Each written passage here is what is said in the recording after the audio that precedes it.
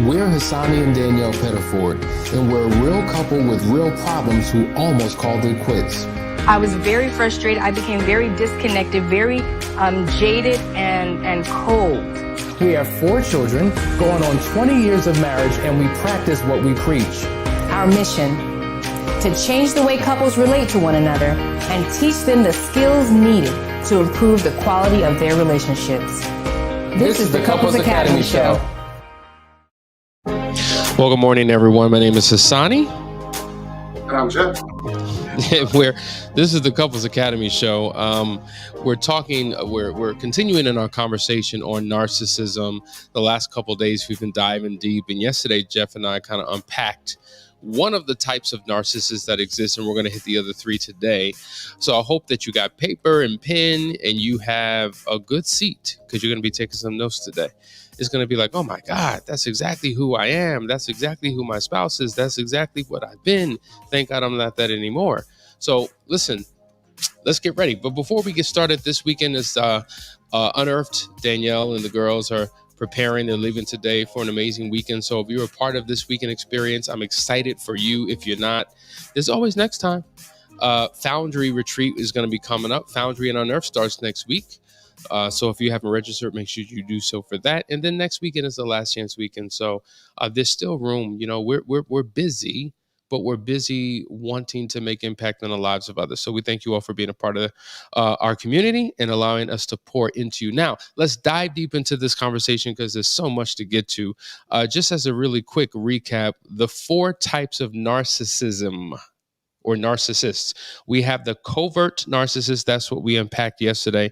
But today we're going to cover the other 3. So number 1, we have the cerebral narcissist. This is the person who leans into his or her intelligence. Then you have the somatic narcissist. This is the person who uses their physical prowess to assert themselves. And then you have the spiritual narcissist. This is the one who is holier than thou, right? And so you're going to see how whatever area of competence they operate in, that is where their arrogance shows up. I think it's great that we were just talking about this before the show, that, man, we know these 3 very well. What were we saying earlier, Jeff? These are the 3 we know. The covert narcissist, we spend more time on that because that one's one people haven't seen or don't recognize as narcissism. But these 3 we know very well. We see them all the time. We see them in our church. We see them on Instagram, right? We see them on the debate stages of the world where they have to know more than everybody else. We know these 3 very well. So let's dive into the cerebral narcissist. One of the characteristics, number 1, they need to appear more intellectual than everyone else. This is the individual that has to tell you how smart they are and how many degrees they have and how many books they've read. And they're always referencing, people you probably have never heard of. And they're dropping, dimes and information, and they're intellectualizing everything. And you're looking at them like, oh my God, this is amazing. Like, that's what they lean in with. And oftentimes they may do it to create a separation between their high intellectual capacity and your know-nothingness. And when they're challenged, they're deadly argumentative about it, even when they don't have their facts in order. It's a real thing. Another characteristic of this particular personality type, they want to be the center of attention. Like, they're the ones who will suck up the energy in the room, or the oxygen in the room, I should say. Everyone has to know that they have arrived. They will do things to draw all attention towards them. They become louder. They interject. They one up other individuals. This is like, it gives them life to know that everybody is, in the palm of their hand. Mm-hmm. So if you notice, there's a common theme here: center of attention, right? And that's the whole key here is they have to be heard. Their focus is on what other people are hearing. What you're going to find is that all these relate to the 5 senses in some way, shape, or form. These people are not as concerned about how they look physically sometimes. They're not, but they're intellectually, they have to be smarter than everyone else. They want to be seen as someone who is on another level better than anyone else, and they cannot be challenged. Absolutely. Another characteristic is that they demand authority. Like they have to be a part of the ruling class. They have to be the leader. They have to be the director. They have to be the one making the decisions because others aren't as smart or as intelligent as they. So, how dare they follow someone else's lead? Obviously, everyone's got to follow this person's lead. Hmm. Absolutely. I mean, and the reason why I'm so adamant about this narcissist thing is because I know for a fact I've been at least all four of these at different phases in my life. And the key to it is really insecurity. That's Interesting. the Interesting. baseline is insecurity. I really don't internally feel, so I need to outwardly express. They're the narcissists are the kings of fake it till you make it. Hmm. Let's go to the next one. I thought this was quite interesting. There's less interest in sex. Interestingly, an intellectual and someone who has intellectual prowess, they will get engaged in conversations and they will get off in conversation. That is their high. That is it's almost like a lot of times they may engage in intellectual masturbation. You know how we use that term a lot? So any type of physical stimulus is not of interest to them. They get more of a high through the intellectual capacity and exchange. And so sometimes they're like, I would never engage in any type of relations with certain types of people because they're not on my level. They're not smart enough. And that's operating in your lower self. I operate from a higher level. And so that feeds into the narcissist as well. What you're going to find is that when you simplify all of these, when you simplify them down and boil them down, the tendency for scholars is to over intellectualize everything, use big words. But when you learn to simplify and boil these down, the cerebral narcissist has narcissism of the mind, right? The one that we talked about yesterday, the covert narcissist has of the emotion or the heart. We'll talk a little bit more about the others. The somatic is of the body, and the spiritual is obvious. It's narcissism of the spirit. How interesting in more ways than one. Here's the next one. They lack empathy. And I think this is a good point. Over the last 2 days, one of the people who watches the show has been sending questions and asking, what is the difference between empathy and sympathy?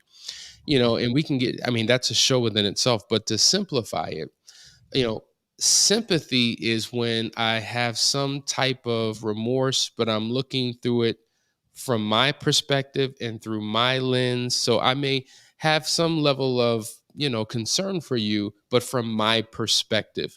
Empathy is more or less, I'm looking at the situation through your eyes. I'm listening to it through your ears. I'm feeling it with your heart. It's more of a compassion that I'm demonstrating because I'm trying to walk in your shoes through this particular situation to better understand from your perspective. Sympathy is logically relating to someone, understanding their situation because you know the narrative and you know the story and you know the outcome and you can see why they would be that way. Empathy is I actually feel what you're going through. Right? Yeah. And I think that's the difference. One is more emotional. And this is where a lot of couples have a disconnect because they're not emotionally connected.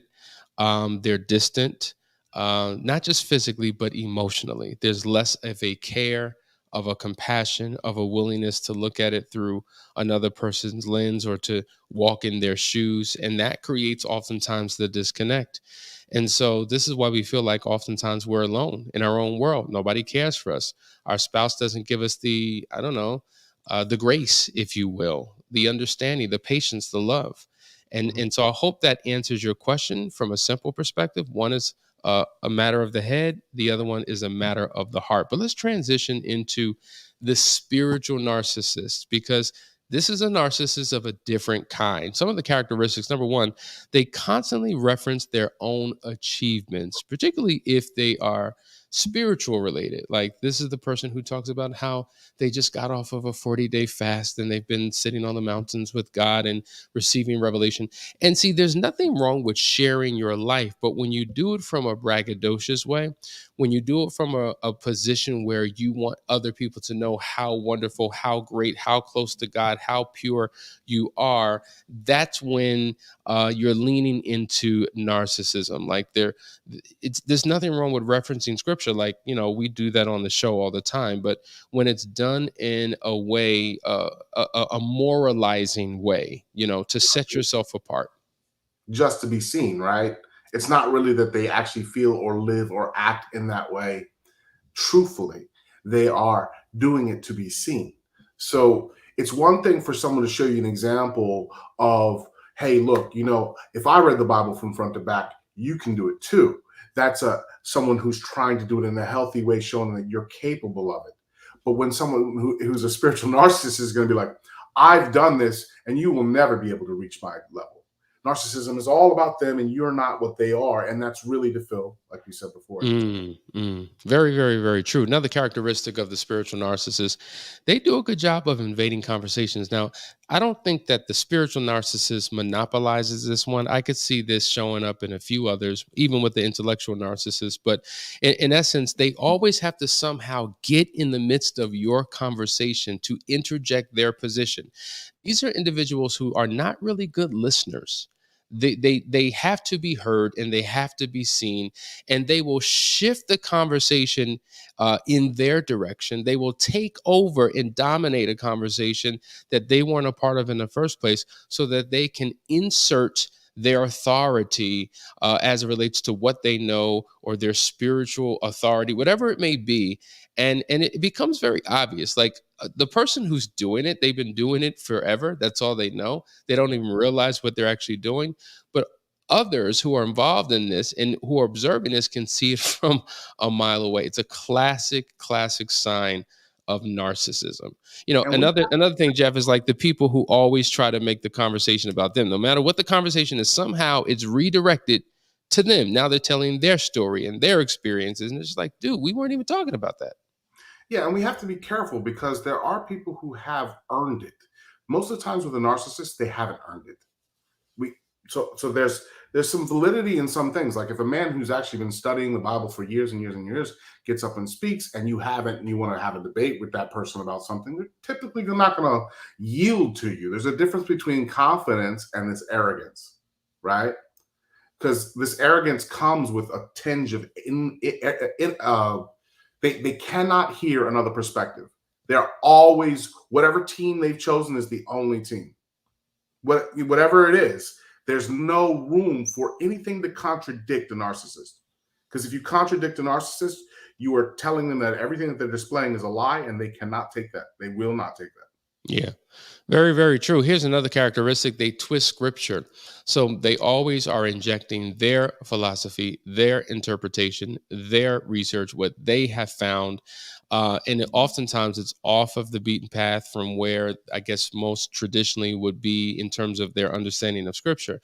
Like there's always the way that they turn it in their direction to benefit their feeling, their opinion, their approach.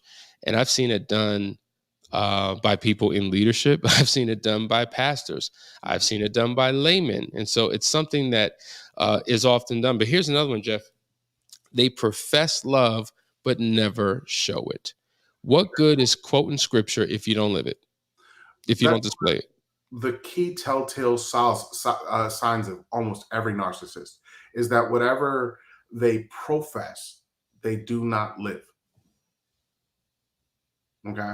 So they will talk about it, but they won't be about it. If you hold them to the test and shine the light down, they scurry like a cockroach because they are not really living that. And so they attack back because everything is an attack on them. Anything that contradicts the Bible says a wise man loves reproof, right?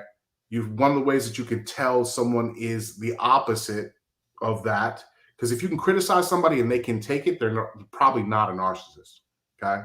But if you're criticizing someone who's a narcissist, they will defend, deny, even if there's blatant video evidence in front of their face. Wow. I tell you, this is an interesting conversation. Listen, we're going to continue it right after this break. We're going to get into the somatic narcissist and then talk about what you need to do in your relationship if you are one or are with one. Stay tuned. We'll be right back.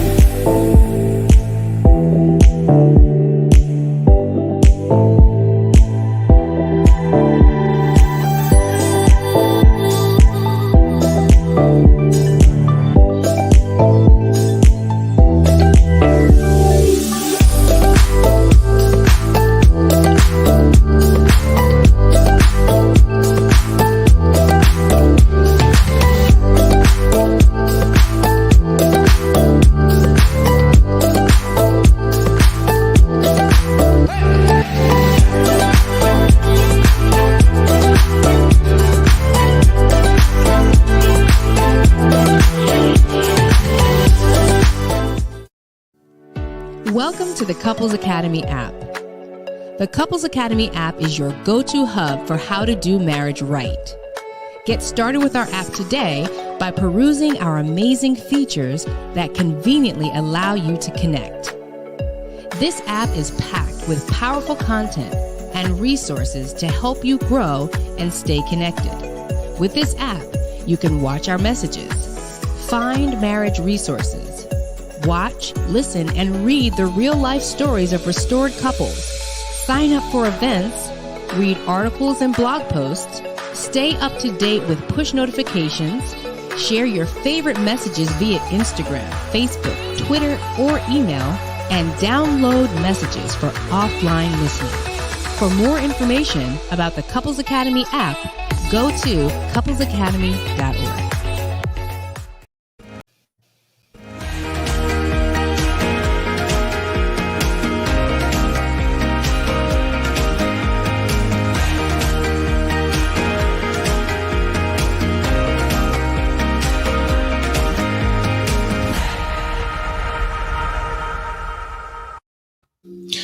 All right, guys, we're back. You're watching the Couples Academy show with Hasani and Jeff. We're talking about narcissism. More particularly, what type of narcissist are you, or what type of narcissist are you involved with in your relationship? So once again, we were talking about the covert narcissist.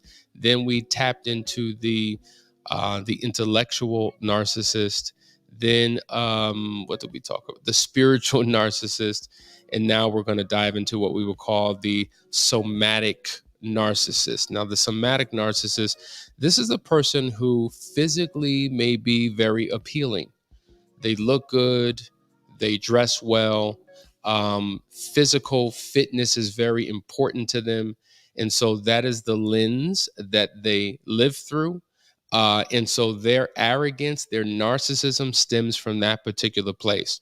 So let's go through some of these characteristics. Number one, they obsess over food, weight, fitness, and appearance. Yeah, I'm sure we know people like this. Like, they're always in the mirror. Everything has to be perfect. Like, they're always on the scale, monitoring their weight. Everything has to be prim, perfect, because their value and their worth is in their physical appearance, Jeff. Instagram queens and kings, right? So they're the ones who literally can be involved in something amazing. It's still all about them. Selfie, selfie, selfie, selfie, selfie, selfie, selfie, right? But it's not like they just want to take pictures from memories. It's really about capturing how wonderful they are in that moment, even if it's not true. Very true. Mhm. This may be the type of person who's constantly kind of looking into cosmetic surgery, plastic surgery. They have to have all the right clothes. They have to buy the most expensive fitness equipment. They've got to have all of the makeup. And obviously, these things are important, period. But I'm talking about the person who takes it to a whole nother level because their value, their self worth, and their esteem is attached to these particular things, which can somewhat be unhealthy. And Um, they're never happy or satisfied with it. Like mm, internally, this is key because you can easily see people who actually care a lot about their appearance who are not any of these things. But when you get this type of narcissist, they have a hard time praising other people for their beauty, and if they do, they're secretly putting them down somewhere else. Interesting. Interesting. Another characteristic of the somatic narcissist is they'll use sex for their own self-esteem. Now, interesting when we're talking about that, this can show up in many ways. Oftentimes the serial infidelity or adulterer, the one who's in multiple affairs, it's yes, sex is great, but is what they're using it for. A person who has any type of compulsive sexual behavior, or they're always in pursuit of a trophy partner, right? Notch on They're the belt. using, go ahead, Jeff. Notch on the belt. The notch on the belt. Exactly. And so they can be very manipulative when it comes to their sexual partners because of what they're gaining from it. Some people use sex to feel worthy, to have a sense of esteem, to make themselves feel good. Uh, I tell you, and we say this all the time. Like even if you're talking about money, the reason why a lot of couples struggle is and have a bad issue within their relationship because they don't have the right relationship with money. So the wrong relationship with money will impact how we relate to one another. Likewise, an unhealthy or wrong relationship with sex in terms of how we use it and what we're trying to get out of it can also create problems within a relationship as well. Yeah, absolutely. I want you to notice something, Hasani. Look at the four securities and take the financial section of that and make it intellectual. And they match up. These are four insecurities that are going on. And what they're doing is they may be strong in one area. Maybe their strength is in how they look. They do that to make up for the deficit that they have in their spirituality, the deficit that they have in their connection with other people through the emotional security. And they're looking at the deficit that they may have in finances. Okay. So what they'll do is they'll focus on their looks and praise that up because they feel empty in the other areas. And each one of these, the spiritual narcissist, we focused on his spirituality because he doesn't have the money, he doesn't have the looks, and he doesn't have the, like, in their own minds even. They could look amazing, but in their minds, they're deficit in other areas. So they want you to see the one thing that they know they're good at. Focus on me, focus on me. But really what's happening is there's an emptiness and a hollowness that will and must be filled in order for this to cause any kind of healing. And this is why in Foundry, we focus on the four securities. Yes. Because once you become strong in all of these areas, there's no need to display. You might be overly confident, but there's no need for arrogance to put down someone else. It's about, hey, look what I did. Come with me. I can show you, as opposed to, hey, look at me. I'm better than you. Do me a favor, Jeff, because you're mentioning the four securities. I don't want you to get into a long explanation because we only have a few minutes, but quickly list the four securities that we talk about in Foundry, really quickly. Four securities are spiritual, emotional, physical, and financial. And when we Pause. Spiritual, emotional, physical, financial. We're talking about the somatic. We're talking about the intellectual, the covert, and what was the fourth one? The cerebral. So you're right. It's the complete opposite. It's the insecure reality of the securities that we teach. This couldn't be more spot on. It couldn't be more spot on. I want to go to this comment, Jeff.